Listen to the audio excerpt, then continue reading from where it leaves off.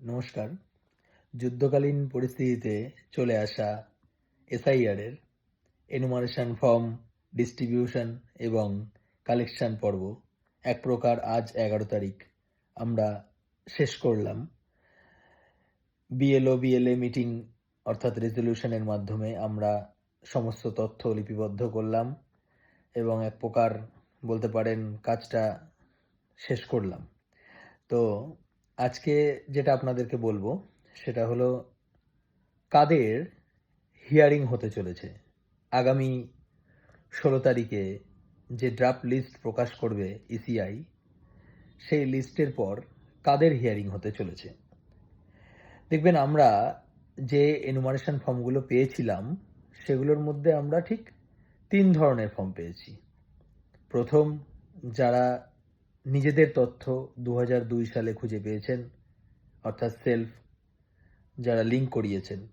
দ্বিতীয়, যারা নিজেদের তথ্য পাননি ২০০২ সালে অর্থাৎ তাদের বয়স ওই সময় ১৮ বছর হয়নি, তারা তাদের বাবা মা অথবা গ্র্যান্ডফাদার গ্র্যান্ডমাদার দিয়ে প্রজেন্সি লিঙ্ক করিয়েছিলেন। এটা হচ্ছে দ্বিতীয় ধরন।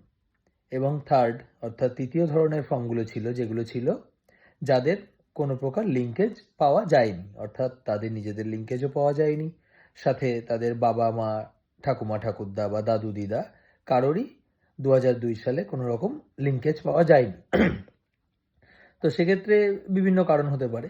তো প্রথমেই বলে রাখি যে যাদের কোনো প্রকার লিঙ্ক পাওয়া যায়নি ২০০২ সালে, অর্থাৎ যাদের এনুমারেশন ফর্মের শুধু উপরের অংশটাই ফিল আপ করা আছে, নিচের অংশটা পুরোটাই ফাঁকা, তাদের অবশ্যই হিয়ারিং হবে।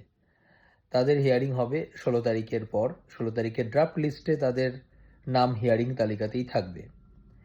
আর যদি কেউ ভুল তথ্য প্রদান করে থাকেন ফর্মে, অর্থাৎ আপনি আপনার নিজস্ব তথ্য বা প্রজেন্সি তথ্য যদি ভুল দিয়ে থাকেন যেটা ইলেকশন কমিশনের ওয়েবসাইটের সঙ্গে মিলছে না, সেক্ষেত্রেও আপনার হিয়ারিং হবে। অর্থাৎ হিয়ারিংয়ে গিয়ে আপনাকে সেই তথ্যটি যাচাই করে প্রমাণ করে দিতে হবে যে আপনি সঠিক তথ্য দিয়েছেন। তো কাদের হিয়ারিং হবে বোঝা গেল। যাদের উপরের অংশটি শুধু ফিল আপ করা আছে, নিচের অংশগুলি অর্থাৎ প্রজেন্সি বা সেলফ ম্যাপিং নেই, তাদের হিয়ারিং হচ্ছে। আর যদি কেউ কোনো রকম ভুল তথ্য দিয়ে থাকেন যেটি ইলেকশন কমিশনের ওয়েবসাইটের তথ্যের সঙ্গে মিলছে না, সেক্ষেত্রে তাদেরও হিয়ারিং হবে।